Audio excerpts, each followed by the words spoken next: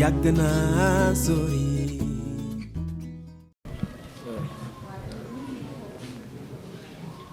bismillahi rahmani rahim. alhamdulillahi wa kafa. wasalaatu wasalaamu ala rasulillah sallallahu alayhi wa sallam. rabbi shrah li sadri wa yassir li amri wahlul uqdatan min lisaani yafqahu qawli. assalaamu aleykum wa rahmatullahi wa barakaatuhu. mbokk yi, man seen mbokk Seydina Issa Diop Laye maa ngi leen di nuyu di leen ziyaar di jiital ci nuyoo bi suñu wayjur na xalif général des Layènes Seydina Mouhamadou Mokhtar ibnu Seydina Ahmed Diop Laye ak njabootu Seydina Limaamu Laye yi topp ci gannaawam yépp. ñu ngi nuyu it suñu wayjur wacce Tiwaawan di Sëriñ Ababacar Sy Mansour ak suñu njabootu maam El Hadji Malick gi yépp. yal na yàlla jàmmal leen. di nuyu it suñu wayjur wacce Tuuba di a Cheikh Muntaha Mbacké di ko ñaanal it yàlla dëgëral ko moom njabootu suñu maam Cheikhul Khadim Ahmadou Bamba. di nuyu kër diine yépp, kenn ku ci nekk mën nañu la tudd comme ni ñu tuddee ni ñu jiital, waaye bu ñu ko toppee du ñu fi jóg. waaye ñoom day gëm nañu ne doyloo nañu kenn ku ci nekk ci ñoom. bu ñu ko tuddee rek mu yóbbaale kër diine yi ci Sénégal gi yépp. di wàccee nuyoo bi ci imam ratib bu Yoof di imam Mouhamed Ndoye mi nga xamante ne mooy imam ratib. di nuyu it boroom ndoom bi tànk yépp, waaye di nuyu Yoof gépp. di beral nuyoo nag jeunesse Yoof bi nga xamante ne ñoo gën a amati solo ci keppaar bi ci dëkk bii nga xamante ne fi la ñu nekk. di nuyu it àdduna bi yépp, ñi nekk bitim réew ak ñi nekk biiram réew, ñi nekk ci jéeri ji ak ci joor ji yépp. ñu ngi leen di nuyu di leen ziyaar. ginnaaw bi ñu nuyoo wi ba pare ñu ngi massawu ñépp ci xéewal gi nga xamante ne am na fi tey, ndax defe naa ndox mi bari na trop te am na ay mbir yu mu fi jot a def te ñamu dal ñu nag ñoom ñu bokk lépp. ñu ngi leen di massawu te di ñaan lépp luy loraakoon yàlla yamale ko fi, te li ci des mu doon ndox mu sedd guy, yàlla wàccee ko ci jàmm te mu bañ a indi benn dégât. yàlla mën na ko, yàlla na ko yàlla def. suñu jotaayu tey nag li ko waral lépp jarul ñuy guddal di wër di indi ay explication. ki nga xamante ne mooy suñu mbokk di doomu Yoof, damay wax ne sax duma wax ne di Lébu, waaye damay wax ne Maam Biraan ak ñi mu àndal ñépp, damay wax ne boo leen téye dafa mel ni téye nga Lébu gi, parce que dañu nekk ay jëmm yoo xamante ne dañu am solo lool ci ñun. seen am solo yi di am taxawaay bu wér boo xamante ne dañu ko jëmmal ay ati at di ko doxal ngir intérêt Yoof, waaye rawatina jeunesse bi nga xamante ne ñoom tey jii nii kenn du tudd jeunesse yu Yoof di leen ci génne. ay at muy liggéey ci li nga xamante ne suñuy maam ñoo ko moom muy suuf si nga xamante ne moo nekk ci aéroport bu Yoff bii nga xamante ne suñuy maam a ko joxe woon ngir utilité publique ngeen yëg ne bi ñu demee ba gis ne délogé nañ aéroport bi yóbbu ko Diass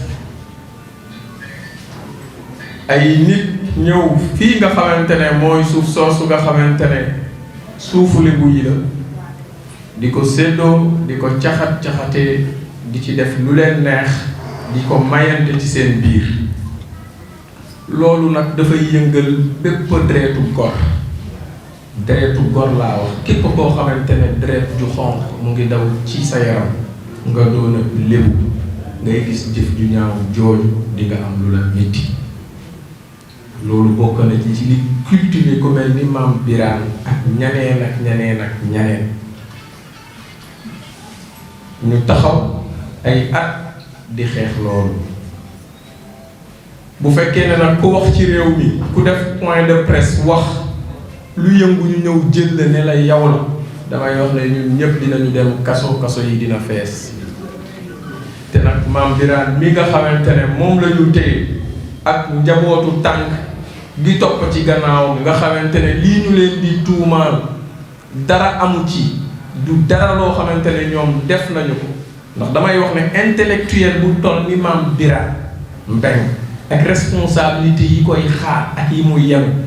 damay wax ne kooku du jiital ay xale mu di leen wax ne yàqaleen parce que kuy laajam réew kuy laaj commune defe naa doo jiital ay xale yoo xamante ne ñu ngi tollu ci digg ut nga leen di wax ne nañu yàq te ba ñuy yàq yow ne woo ca kanam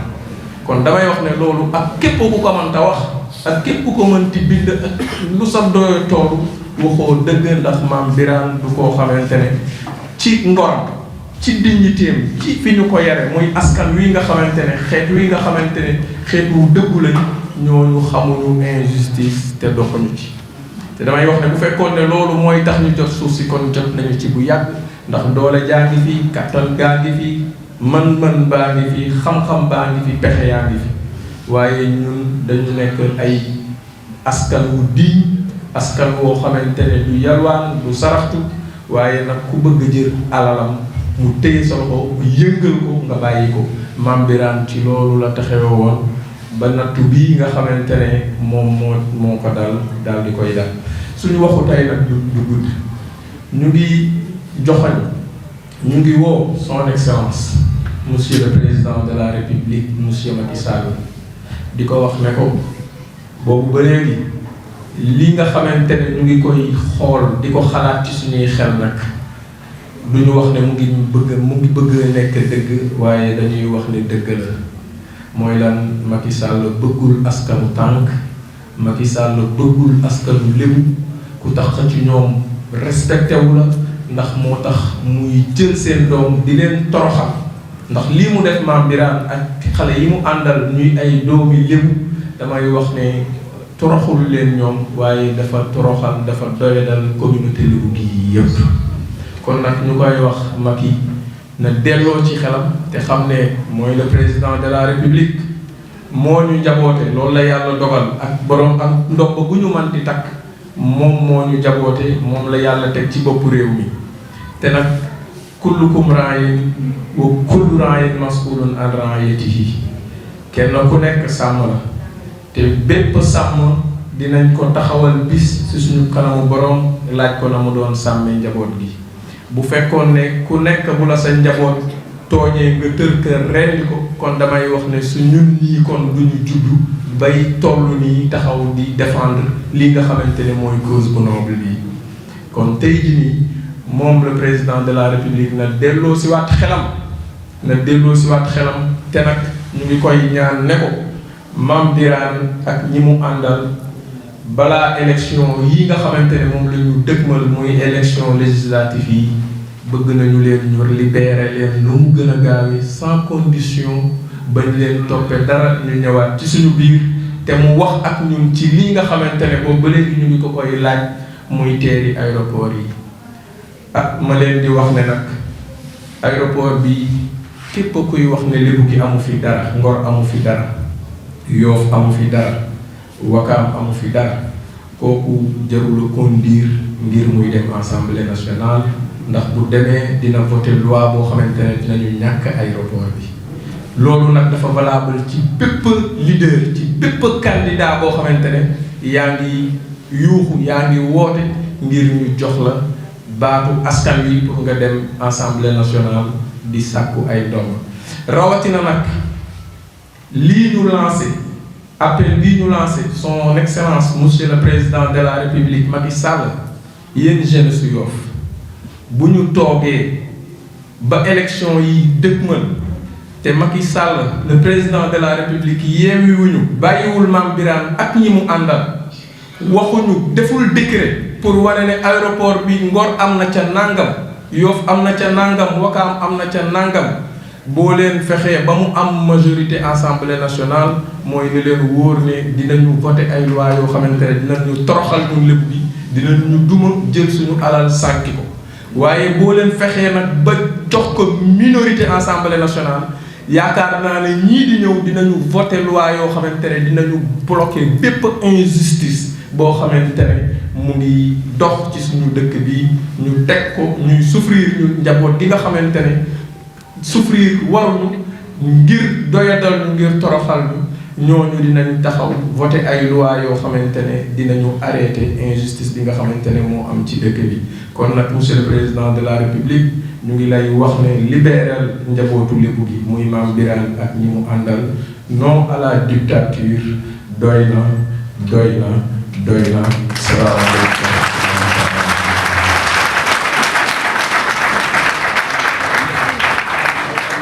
Religieuses, monsieur les autorités coutumières,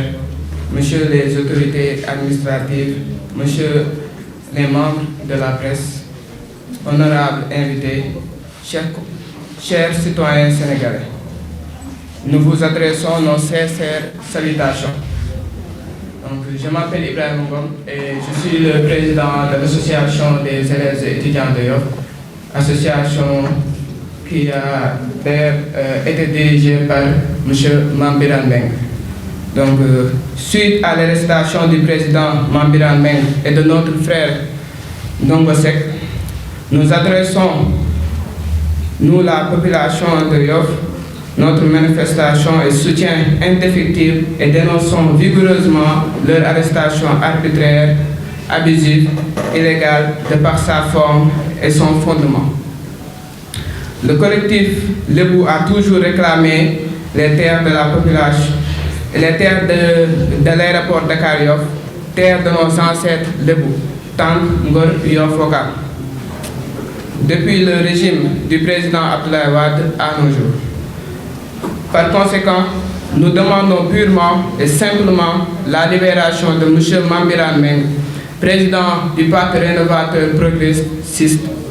et par ailleurs coordonnateur du collectif des jeunes de Tang, Ngor, Yoff, Wakaam, ainsi que ses co-détenus. Je peux les citer: Ndongo Seck, Cheikh Abdourahmane Djeylani Samb, Nicole Faye, Sokul Ndiaye, Jean-Emmanuel Gomis, Moustapha Samba, Lamine Samba, Moustapha Ndiaye et Pape Ili Samba, qui sont tous de Ngor. Nous rappelons que M.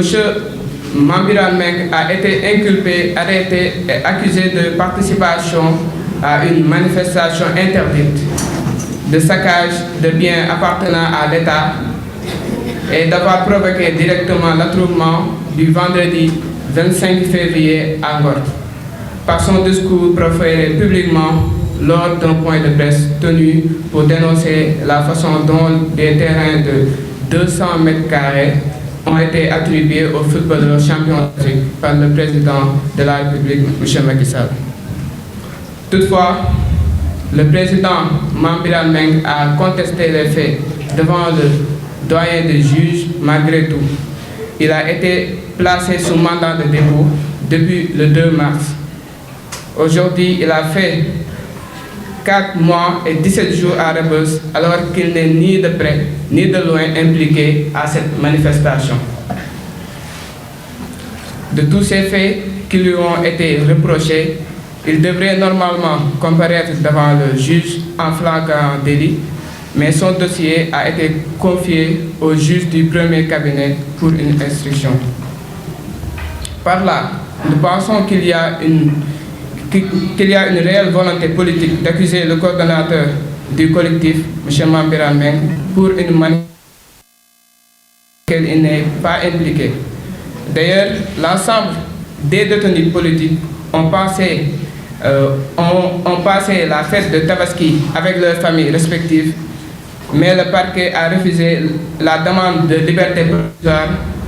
déposée le 16 juin 2022 après sa première audition au niveau du cabinet du doyen des juges à la date du 9 juin 2022.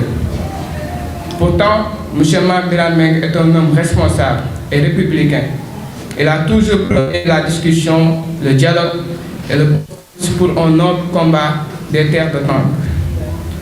Il est coordonnateur du collectif des jeunes depuis 2015. Il dispose d'une garantie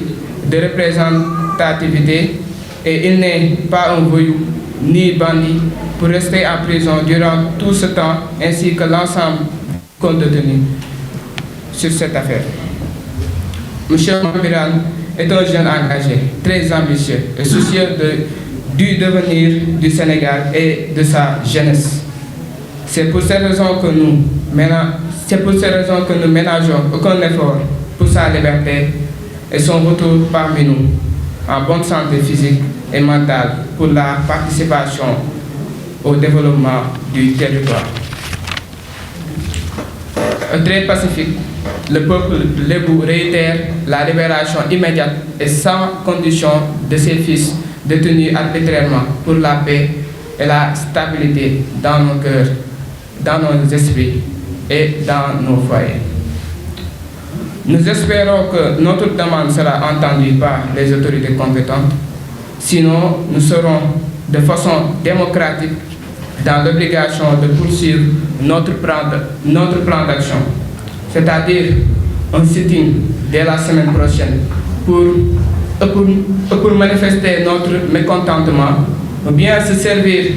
des élections législatives pour montrer au régime actuel que tout temps Ngor Yoff Ouakam est derrière ses fils. Merci à toutes et à tous de nous avoir honorés de par votre présence et merci à tous. asalaamaaleykum wa rahmatullah. ñu ngi leen di nuyu yéen ñi ñëpp ci salle bi di kontaan torop di rafetlu seen teewaay bu baax a baax. ñu ngi jiital ci nuyoo bi le xalif général des Layènes di ko ziar bu baax a baax a baax a baax a baax. di toppal ci nuyoo bi kilifa aada yi ak kilifa cosaan yi ñoom ñëpp ñu ngi leen di nuyu ku ci nekk ci turam ak santam bu baax a baax. lii am ba am ñëpp gis nañ ko dafa nekk mbir boo xam ne mënuñu ko rafetal utal ko tur ba du génn lu dul jaay doole.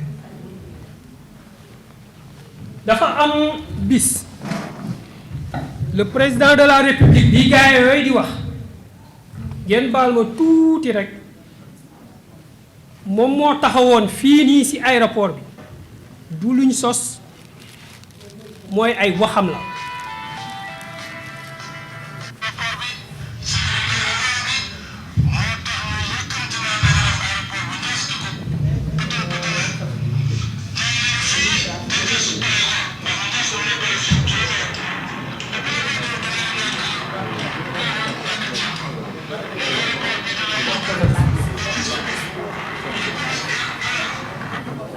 ngeen baal ma wax ji dafa nekk ay kàddu yoo xam ne du suñuy kàddu du luñ créé du luñ fabriqué ay kàddu yu boppam la moom en personne mu taxaw fii ci aéroport Ouakam bi ñëpp di ko gis élection di waaj a ñëw mu ñëw jàkkaarloo waa Tànk di waa Ngor di waa Ouakam di waa Yoff ne leen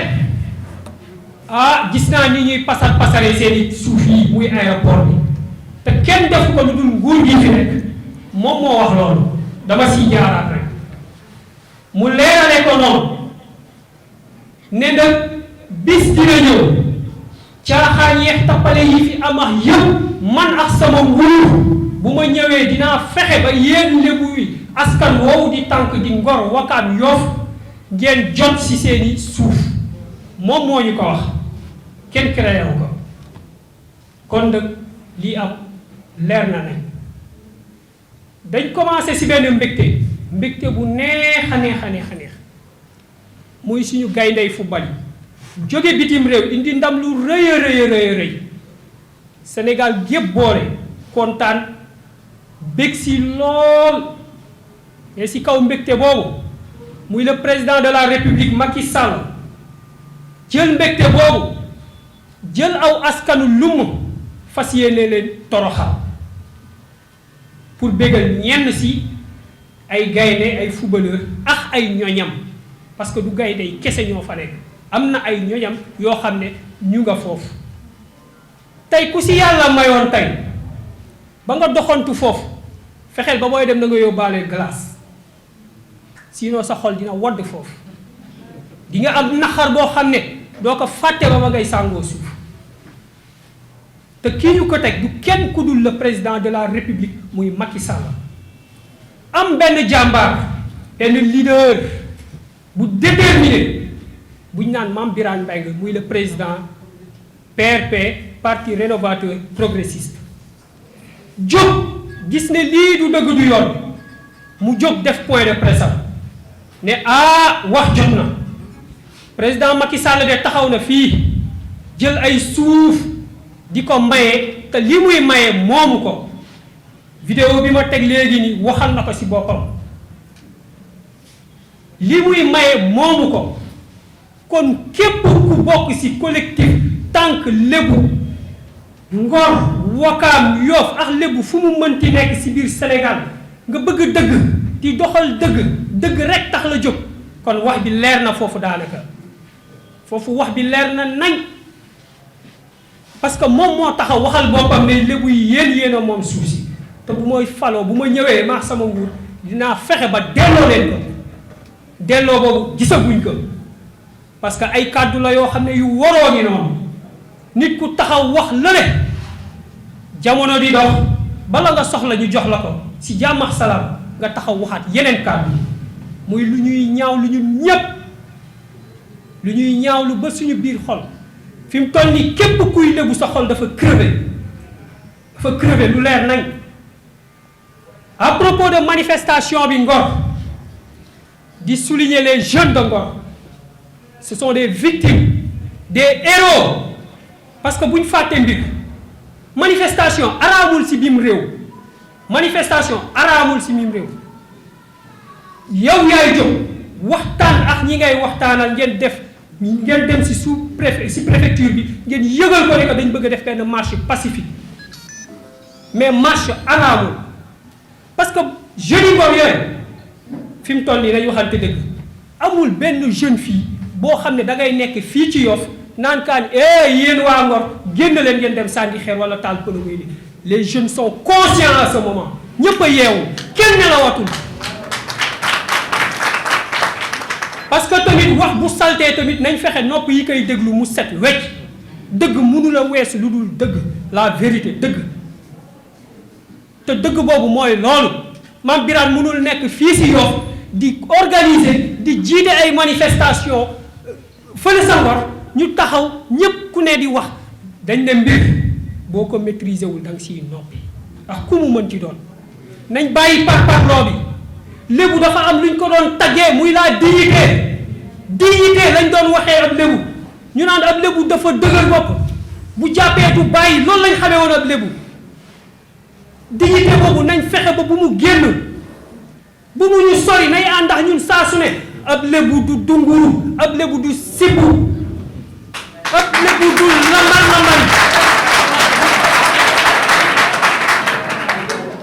ab lébu dafa war a conscient xool lii gën si moom askanam mu xar si tànku tubéy mooy lii la président Mame Birane Mbengue def mais malheureusement foog ñu wax ko dëkk bi amul droit amul yoon képp ku déggul français xam nga liñ naan droit mooy yoon réew mi amul yoon parce que niñ gis mbir yi di muy doxee du yoon moo tax ñi war a wax nañ gën a wax parce que ñun dañ bëgg Mame Birane Mbengue ainsi que Ndongo Seck ainsi que Cheikh Abdourahmane Djeylani Samb Nicolas Faye Sokol Ndiaye Jean-Emmanuel Gomis Moustapha Samba Lamine Samba ainsi que Pape Idi Samba dañ bëgg si nu mu gën a gaawee ñu bàyyi leen di dem seeni mbokk parce que tamit lu yàgg dafa ëpp te lu ëpp day tuuru lu ëpp mënul def leen lu dul tuuru feet yi fi jaar bëri na seeni famille soxla leen bëgg leen gis seen wet bokk ak ñoom feet bi paaseex ñoom feet bi mënuñ leen a gis mënuñ leen xam dégg xamuñu si lu ñu ne lu dul xol yu tàng jër kon man maa ngi wax le président Macky Sall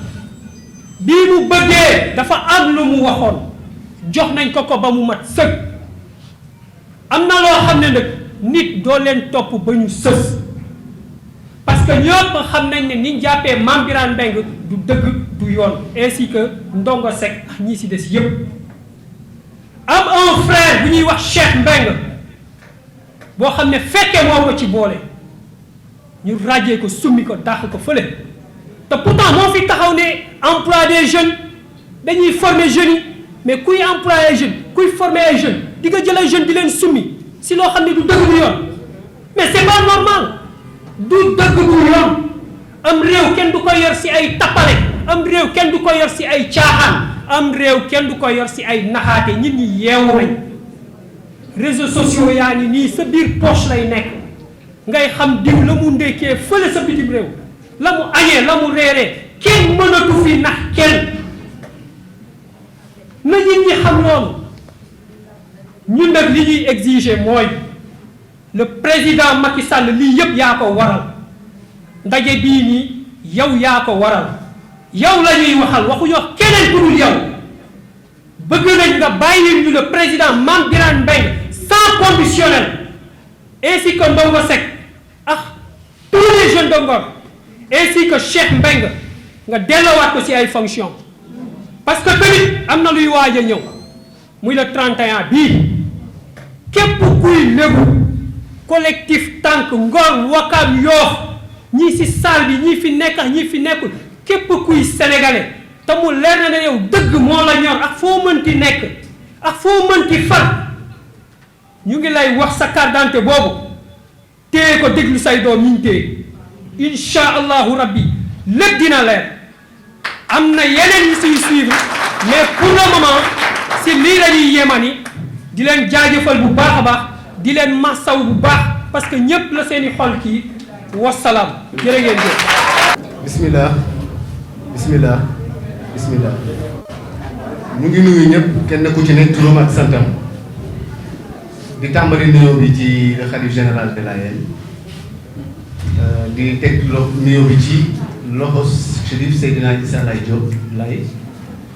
di ko ziar bu baax te di ko ñaanal lii nga xamante ne vraiment boobu ba tey mu ngi ci te bawul benn yoon muy taxawu dëkk bi taxawu tànk àndandoo bi ak jeunes yëpp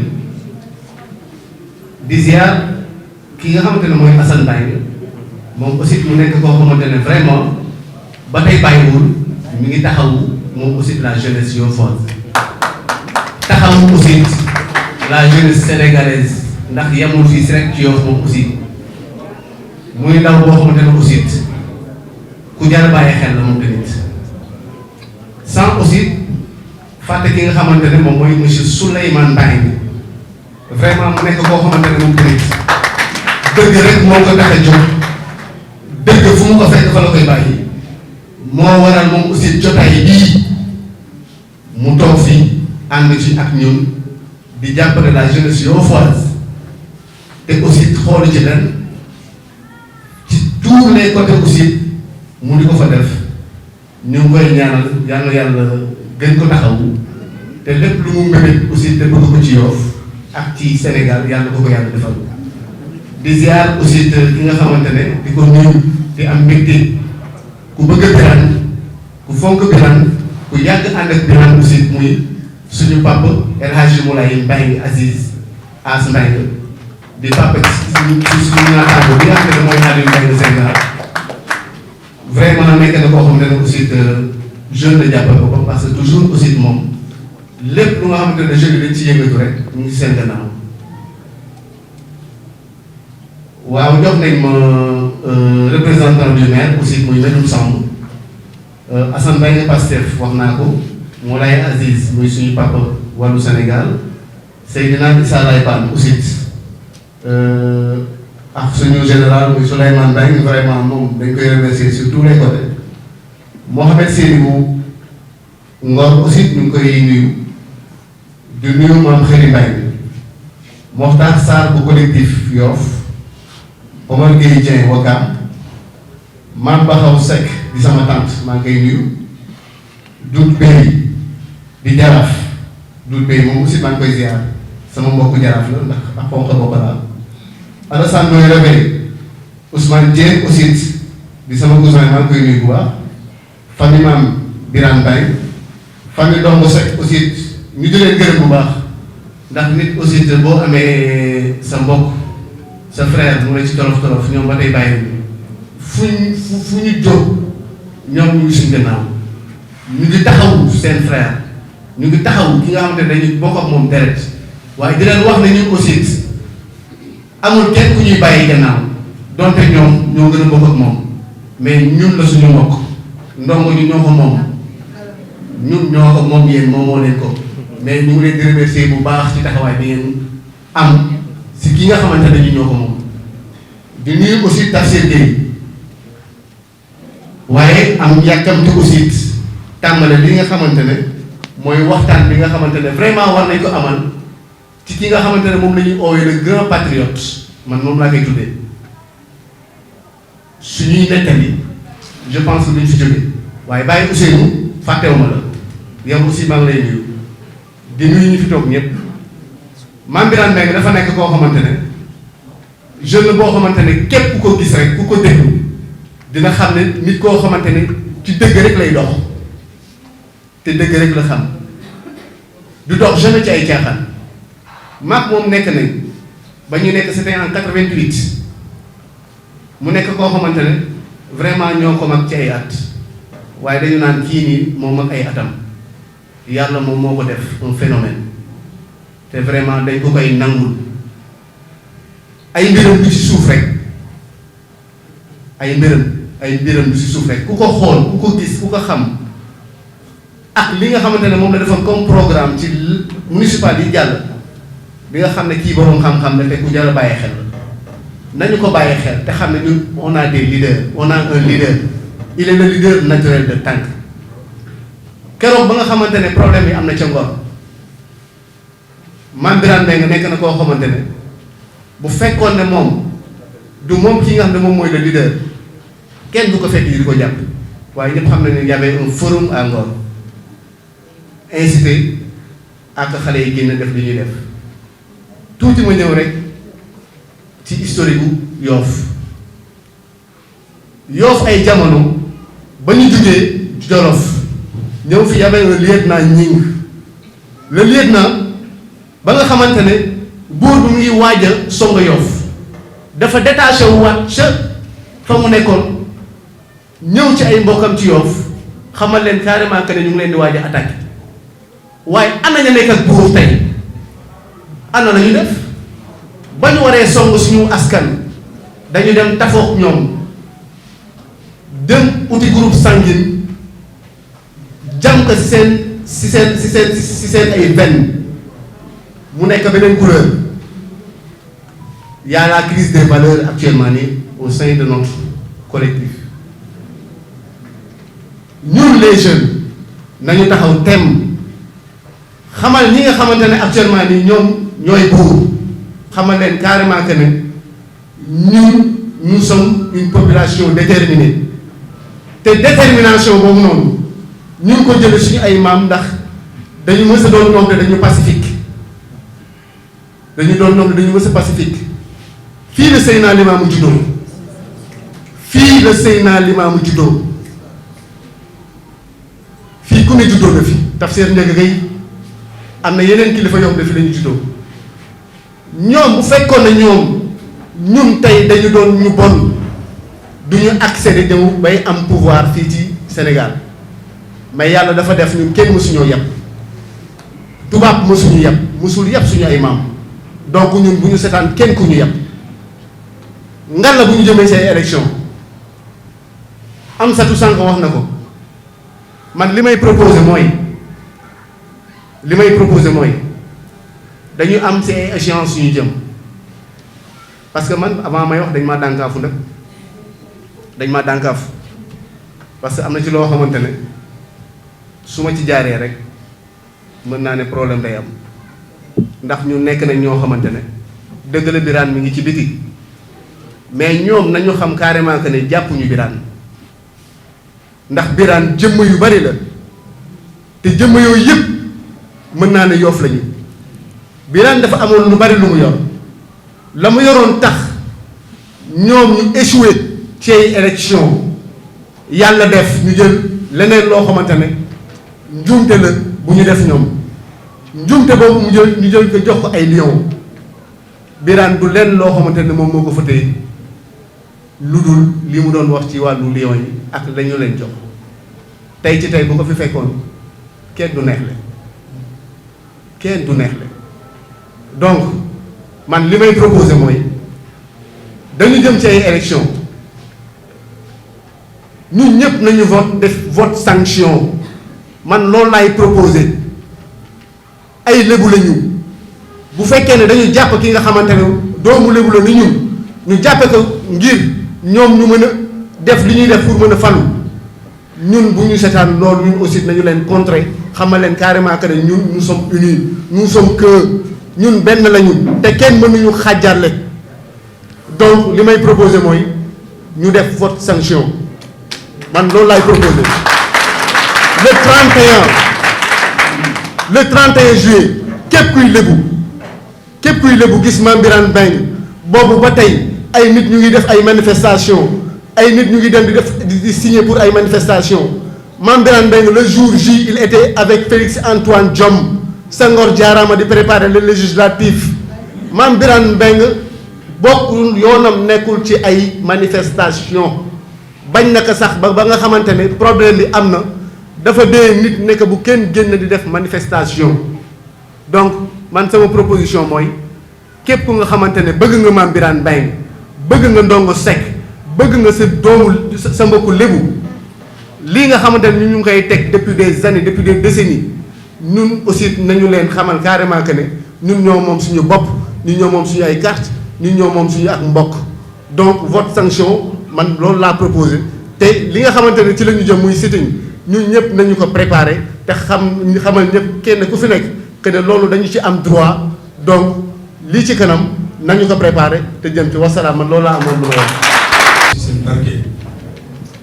yal na yàlla barke li fi def yëpp mooy li jaadu si réew te nous ne sommes pas un peuple poltron nañu xam loolu bu baax le peuple de temps ne sera jamais poltron mais nous sommes républicains nous ne voulons pas la bagarre bëgguñu ko parce que nous sommes en phase de recommandation divine wattaqu fitnatan la tusibanna allazina zalamu minkum khassa ay jot si bopp borom ne mën nañ ko waaye tout ce que le droit nous confère par rapport à la liberté de nos contrées aujourd'hui qui sont dans les prisons nous ferons face énergiquement nag face et nous ne serons jamais en porte-à-faux de perte de ce pays loolu moo bëgg mu leer si bopp nit ñi ba nag ñu ñaanal yàlla sant yàlla ku sant yàlla dolli sant nañ ko ba ñu tàmbalee bay yeggali sang bi comme maa tijji woon ñu ngi lay jox ren nga tëjal ñu bunt bi bi xaq yi la ilaha illallah.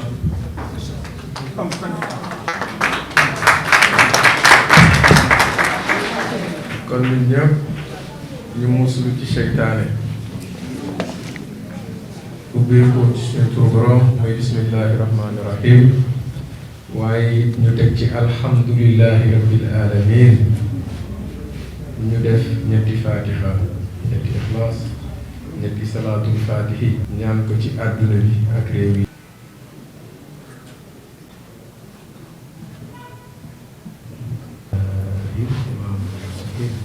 ya rabbi la ilaha illallah muhammadu rasulullah inshallah.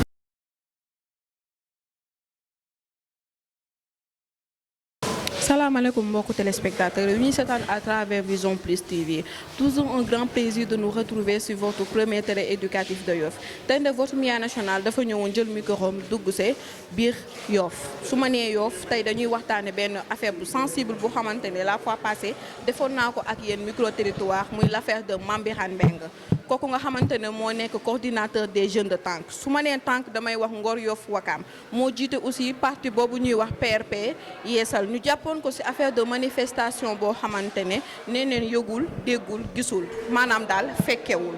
ñu jàpp ko ci depuis le 25 février tey nag ma dugg see woon ci centre bu ñuy wax centre d'occupation de Jaraaf Issa Mbengue tey waa Yoff ñoo oote pour wax ci seen frère ki nga xamante ne à chaque fois dafay jug ci wàllu Tànk tey ma gisante ak sama frère quelqu'un que j'estime beaucoup dama ko admirer dama ko bëgg sama biir xool mooy sama deuxième papa daal frère ziar naa la. petite sœur maa ngi lay ziar. yaa ngi ci jàmm bu baax sant yàlla bu baax a baax a baax. ki ngeen jàkkaar yoon nii mooy Mamadou Boye ñu gën ko xam ci Ahmed Boye mu ngi bokk ci parti PRP yeesal jege loolu ki nga xamante ne moom nekk di waxtaane mooy Mame Birane Mbengue tey boo ma doon wax ci Mame Birane Mbengue lan nga may wax ci moom. Mame Birane Mbengue su ma doon wax ci moom nekk na nit koo xamante ne vraiment ku dal la ku tey la ku bëgg dëkkam la ku bëgg Tànk la vraiment mu nekk koo xamante ne ndawam yëpp mu ngi ko consacré ci village am nekk tout au début ci carrière am après bi mu jàngee ba am bagam président association des élèves et étudiants bu Yoff muy AE bi mu jugee ci loolu aussi pendant des années dem na ba détaché wu mais bi mu détaché wu toujours aussi ak dynamisme bi mu am dañ ko doon xëcc toujours aussi ak pour mu ñëw continuer li nga xamante ne moom mooy présidence boobu vraiment aussi mu nekk loo xamante ne def na ci kéemtalaay kàttanam bi mu jugee ci loolu aussi mu nekk koo xamante ne mag ñi dañ ko xëccoon ci seen biir doon liggéey ak moom pendant des années ci surtout ci wàllu jumaa ji mën naa ci citer ku ci mel ni Papa Assane Seck mi nga xamante ne vraiment nekkoon moment boobu noonu président Frey Yoff di ko ñaanal yàlla na ko yàlla xare aljana te yéexeñu de vraiment mu nekk ci jamono jooju koo xamante ne mën nañu wax ne sax moom la ñu dénkoon ak ki nga xamante ne moom mooy imam Ngati muy li nga xam ne moom mooy compte bancaire yi nga xamante ne moom la ñu yoroon ci jumaa ji vraiment mu dox ci ay dox yu mucc ayib bi ñu jógee ci loolu aussi ak li nga xamante ne toujours moom la yor muy dynamisme acteur communautaire yàlla def aussi ñuy def assemblée générale fële nga xamante ne moom mooy Ngor ci wàllu Tànk après bi nga xamante ne Ablaye Wade demoon na ci ku ñuy wax Baye Ablaye Samb ba waxoon ak moom ci wàllu suuf si ñu doon xool comment faire pour taxawal li nga xamante ne moom mooy Tànk mag ñi aussi désigné woon ko mu nekkoon koo xamante ne moom lañ jëloon def ko muy coordonnateur des jeunes de Tànk muy coordination bi nga xamante ne vraiment ba tey jii moom la yor di ko doxal mu permettre que nag ci lépp lu nga xamante ne ci wàllu suuf la ci dëkk bi ak ci dëkk yi mu di ci addu loolu nag vraiment moom nañu mën a wax ne sax actuellement ni moom moo ko yóbbee ci li mu nekk nii muy loo xamante ne vraiment doon na ci wax di ci dox di ko ñaanal fa mu nekk du place am yàlla na ko fa yàlla jëlee. sànq ñu gis ne ci point de presse bi nga jëlee parole di wax ci Mame Birane Mbengue tu insister ci affaire bi nga xamante ne moom leen ko jàppee nga ne Mame Birane Mbengue fekkewul yëgul mu ngi woon ak xawma kan jour manifestation yooyu bi mu amee. waaw Mame Birane Mbengue la veille il était au Café de Rome def na fa point de presse en 2015 bi mu defee point de presse il y avait des émeutes toujours aussi loolu mu nekkoon loo xamante ne lu ko metti woon la mu ne rek bés buy defati point de presse daf koy génne Yoff génn ko Ngor génn ko Wakam uniquement pour éviter li nga xamante ne moom mooy ay émeutes yàlla def bi mu ko yóbbu fi nga xamante ne mooy Café de Rome la veille le lendemain mu nekk ci li nga xam ne moom mooy consensus électoral bi daanaka sax ci la dajeek Félix Antoine Diome boobu noonu amoon na aussi ay manifestation comme benn forum boo xamante ne amoon na à Ngor benn collectif bu judd ci lu yàggul doon def forum boobu noonu inciter xale yi ak ñu génn def manifestation daanaka mën naa ne loolu moom moo tax ma insister ak pour seetal ko que ne le jour même il était avec Félix Antoine Diome si moment yi nga xamante ne émeute yi amoon na man il m'a appelé di ma yëgal ne émeute yi am na moment boobu maa ngi dem aéroport di liggéeyi boo xoolee ci li nga xamante ne moom mooy photo bi di nga gis le 25 février il était avec Félix Antoine Diome donc le 25 février boobu noonu toujours ci tegil ko tuuma rek Mame Birane Mbengue n'est ni de près ni de loin lors des manifestations le 25 février à Ngor waaw loolu moo. tey duma la bàyyi damay insister parce que damaa gis semaine passée ci internet yi ñu ngi def benn gendarme xaw ma policier boo xamante ne neneen dañ ko gaañ ci manifestation yi ñu gis ne da ngeen doon dugal ay photo ne kooku dara jotu ko li tax ñu téye Mame Birane Mbengue den wax ni kooku dafa mënul dox daal mënatul def dara ci ay fonction am loolu moo tax ba tey affaire de Mame Birane Mbengue nekk danger ba mënul génn tabaski këram ba élection législative yi aussi naru ko fekke moom ak waa parteem je voulais comprendre pourquoi yooyu noonu. waaw loolu ragal la rek xam nga nit ki aussi bu fekkee ne dafa taxaw ci loo xamante ne actuellement nii dëgg la lépp lu muy def da nga koy ragal ndax bu ñu seetloo ci élection municipale yi Mame Birane Mbengue moom moo génnoon li nga xamante ne moom mooy le problème de dagg xolpa li nga xamante ne moom lañ bëggoon échanger ak li nga xamante ne moom mooy suñu ay suuf pour jox ñu ko pour mën accéder ci fii nga xamante ne moom mooy aéroport bi yàlla def aussi moment bi nga xamante ne aussi Lions yi gagné nañu Mame Birane Mbengue génn na parce que Macky Sall dafa jël benn espace boo xam ne daf ko jox gaynde yi mu jël ko may leen ko loolu moo waral Mame Birane Mbengue bi mu génnee aussi mu commencé di wax gars yi xam carrément que ne fa mu jëm buñ ko bàyyee mu àgg fa rek dinañ ko téye ñu créer ay problème sukkandiku ci ay émeute taxal ko ci bi ñu ko ci taxalee aussi fexe ba nga xamante ne ñi nga xamante ne ñoom ñooy gendarme yi chargé dossier Mame Birane wax ne même le jour Mame Birane Mbengue bokk na ci ñu organiser manifestation yi te loolu c'est pas du tout vrai nit booy wax da ngay wax dëgg wax nañ aussi que ne si jour boobu noonu am na ay gendarme yu gaañu ba ci am na gendarme boo xam ne dañ ko taal loolu nag mu nekk loo xamante ne autorité yii fi nekk fii nekk ci pouvoir bi wax nañ ko am na fu ñu ko waxee fa ñu ko waxee noonu nag fa la ko ay nit déggee biñ ko fa déggee ñun fekk na aussi bien vrai que dégg nañ loolu avant parce que toujours ñu ngi ci dossier bi xam nañ li ci nekk donc ay nit bu ñu ko déggee nit wax ko c'est parce que nit kooku ko wax moom aussi amaana ba li tax mu wax ko moom moo ko xam mais ñun am nañ certitude que ne kooku li muy wax noonu ce n'est pas du tout vrai ñii ko génn aussi li tax ñu génn ko lu du leneen lu dul jàppale suñu ndaw bi nga xam ne moom la ñu téye wax dëgg bi nga xamante ne moom moo fi nekk xamal nit ñi carrément que ne loolu amul moo waral ñu génn ay photo donc ñun loolu la ñuy déplorer donc nit bu fekkee ne deful waxul tinul je pense pas que boo dee mbokkam waruloo jug di ko taxal loo xamante ne vraiment daf koy dugal daf koy tënk pendant des mois ci foo xamante ne vraiment du place am yaayam daf ko soxla ay mbokkam dañ ko soxla ñun dañ ko soxla askan wi da ko soxla donc loolu ce n'est pas du tout normal moo tax ñu génn déplorer ne Mame Birane bokkul ci manifestation yi te manifestation yi bien vrai que am na ñu fa gaañu mais amul kenn kuñ fa taal ba ñu koy teg ci ndoddu Mame Birane Mbengue ba waral ba tey ñu téye ko fa 4 mois 17 jours ce n'est pas du tout normal waaw. merci beaucoup Ahmed Boye donc loolu leer na Mame Birane fekkewul yëgul manifestation yooyu donc bëgg na delluwaat ci ay waa këram ñoom waa Yoff waay ñoom waa tànk ñu ngi ñaan mu libéré Mame Birane Mbengue ba mu demaat ci ay yitteem merci beaucoup. tey ba tey tamit ñu ngi waat ci émission bi nga xamante ni moom lañ jagleele Mame Birane Mbengue jeune leader yi nga xamante ne ñoo taxaw pour dooleel Mame Birane ma taxaw sama grand frère ma koy laaj taxawaay bi lan la moo war a tey bis bi. grand nuyu naa la. waaw maa ngi lay fay maa ngi tudd Balla Beye taxawaay bi tey dara waralu ko mooy benn combattant bu tudd Mame Birane Mbengue parce que Mame Birane dafa am parti politique am ñu ne si parti bi ko jàppale mais à part politique bi muy def dafa amoon benn liggéey bu mu def mu mel activiste di xeex pour Yoff ak tànk xeexul pour moom rek bu doon Mame Birane boo xam ne lay xeexal fi mu nekk tey du fa nekk am na morom yu bëri yoom rek bu nekk situation bi jënd benn guerre lekk ko wala ñu am fu ñu taxawee ba seen bakken ba lii du leen si fekk bu dee bëccëg doon xeex pour Yoff pour xeex pour Ngor ak Wakam mooy tànk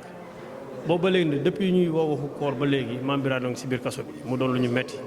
man ma tëddee du ma nelaw daw lu ma metti si loolu quoi te ki ko doon def lépp xeex bi yëpp pour Yoff la woon pour tànk la woon pour ñu jox suñu alal pour lébu yi jox seen alal leen moom te da bu ko caabi féetee ginnaaw li ñu njëkk a def mooy masawu sax yàlla def mu jóge fa jàmm parce que métti na trop. yàlla def mu jóge fi jàmm parce que métti na trop ci loolu damay ñëw ci benn point parce que fan yi maa ngi dégg ni Abdoulaye Diouf Sarr mu si benn kàddu mu ne mu ngi ciy def ay jéego mais si kaw loolu da ngay déggaat ku nekk naa Abdoulaye Diouf Sarr deful dara damay laaj ba xam yéen a ngi sant si Abdoulaye Diouf Sarr ba xam moom mu ngi ciy taxaw wala taxaw ci. xëy na moom nee na mu ngi def ay jéego loolu moom taxawaayam la côté am la xam nga ku nekk moom sa côté. la neex nga ne yaa ngi siy taxaw ni nga si war a taxawee mais ñun ñi si nekkoon di taxaw boobu ba léegi kenn du leen werante ku si xool li nga xam ne di wax boobu ba léegi ñu ngi si nekk di xeex bu dee moom aussi mu ngi si suuf doon si jàpp xayrun mais li ñu gënal daal mooy combat bi fi mu toll nii mooy Mame Birane fu mu nekk mu jóge fa. incha allah bu neexee yàlla ñu ngi ñaan mu jóge fa parce que ñun amuñu lu dul ku si mel ni Mame Birane Mbengue ak Issa Laye Samb ak ki nga xamante ne mooy Abdoulaye Diouf Sarr ndaxte ginnaaw yàlla moom dafay yàlla teg mu nekk ci koo xamante ne nii moo yor pouvoir bi ñu koy ñaan ci ay kàddoom nu mën a taxaw ak nu mën si jàpp mu jàppase pour ko nga xam mooy naataangoom muy doomam di rakkam mu taxaw ko soutenir ko fu mu mën a jógee foofu yaakaar nañ ni di nga si taxaw parce que xam nañ ni carrément yéene bi nga am si Yoff moom nga am ci ñëpp ñu lay ñaan monsieur le ministre ginnaaw yàlla yow lañ am nga jéem si taxaw pour mu mën a développer wala déet. incha allah waaw loolu mooy li ma la wax rek comme que moom loxoom am na fu mu àgg fu mu war a mën na si jàpp rek ku si mën a jàpp affaire bi fi mu toll mooy dañ toll situation am la ku si mën a jàpp na nga si jàpp ak ku mën a doon monsieur le maire Abdoulaye Diouf Sarr Baye Seydou ku mën a doon na si ñëpp jàpp ba Mame Birane génn fu mu nekk ba pare ñu soog a waxu leneen mais wax ji combat bi bi nekkul si ay positionnement kii wax kële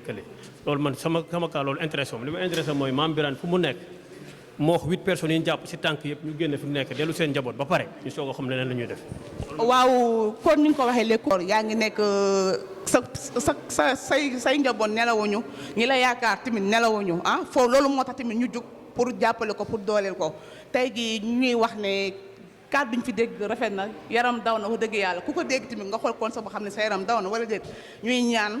ñëpp Yoff Ngor Wakaam ñëpp ñu taxawu Mame Birane Mbengue soutenir ko par mu jóge fi mu nekk ñu ngi lay jaajëfal bu baax. merci jërëjëf Soxna si jërëjëf. merci beaucoup. ba tey amee internet nee naa leen votre média national dafay dugg ci ruq-ruqaat ku nekk mu luqati la laaj la ci affaire de Mame Birane Mbengue waaw Mame Birane Mbengue doomu tànk jooju xamante ne ñu ngi ko arrêté tey nag dañ ñëwoon ci point de presse bi comme ni ma la ko waxee ma gis fa sama benn frère ñu koy wax Djibril Saltigué Seck Djibril maa ngi lay nuyu. maa ngi lay fay ami. ci jàmm. alhamdulilah. ñu gis la su point de presse bi njëkkoon ne la gis si point de presse bu xamante ne waa PRP Yeesal ñoo ko organisé woon tey nag waa Yoff waayu ñoo oote di wax si problème de Mame Birane Mbengue coordinateur tànk lan nga ñuy wax ci kooku. bon Birane bon su ma toogee fii di wax si moom defe naa ne du uma fi jóg daal defe naa ne géej la ko waa géej bon ñun waa Yoff dañ am loo xamante ne mënaguñu kaa xam léegi dañ am géej goo xamante ne bon. daanaka Yoff Ngor Wakaam Yoff ñëpp mënuñoo xam Birane lan lay liggéey ci tànk suba lañ koy xam mais Birane man su ma toogee fii di wax ci moom daanaka bon émission bi day passé heure am daal voilà c'est ça. pour fàttali ñu ngi la gis ci parti boobu ñuy wax PRP Yeesal ñu ngi la ci gis Mame Birane moo nekk président ci parti boobu noonu. ñuy na ko sos depuis quand. bon man parti bi avant ñu koy créer initiative bi maa ngi fi woon depuis 2011 comme niñ ko souligné sànq ci point de presse bi bon dañ ko mbébétoon doon ko xalaat mais di def Ngor Wakaam Yoff mooy bi ñuy oowee tànk Ngor Wakaam Yoff loolu moo tax ba parti bi PRP Yeesal juddu ci loolu lañ ko créé.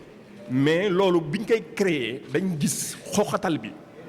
ak maltraitance bi nga xamante ne moo nekk ci suuf si moo taxoon Birane comme yàlla may naka xam-xam ak xarañte moo taxoon mu créer loolu pour mam bu ëllëgee buy wax kenn bañ ko jëlsi walla kenn bañ ko teg loo xamante ne comme liñ ko teg tey jii loolu moo waraloon ñu créer parti bi mais man bi may nekk ci parti bi boobu parti bi ju doogul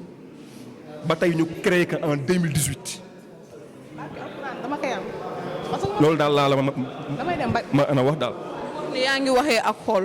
Mame Birane ku la jege la tey boo koy ñaanal tey lan nga koy ñaanal lan nga koy wax bu ñëwoon tey message bu la ñëwoon tey fekki sa la boo koy conseillé loo koy wax. bon Serigne Touba sax te indi nañ ko te si dëgg la nekkoon nit ki boo nekkee si yoonu dëgg kenn mënul laa tere wax dëgg boo nekkee si yoonu dëgg kenn mënul laa tere wax dëgg da nga siy nekk ba dee mais Birane dafa doon koo xamante ne deretam mayu ko muy lekk riba boo ko xoolee physiquement même boo ko doon jox xaalis boo xamante ne sax lewul sax dina laaj foo ko jëlee mënoo kaa ger mënoo kaa tufli ba mu tooy parce que dafa doon koo xamante ne ku diiñ ute ñi nga xamante ne ñoom seen ngor dañ ko jaay dañu wàccu lekka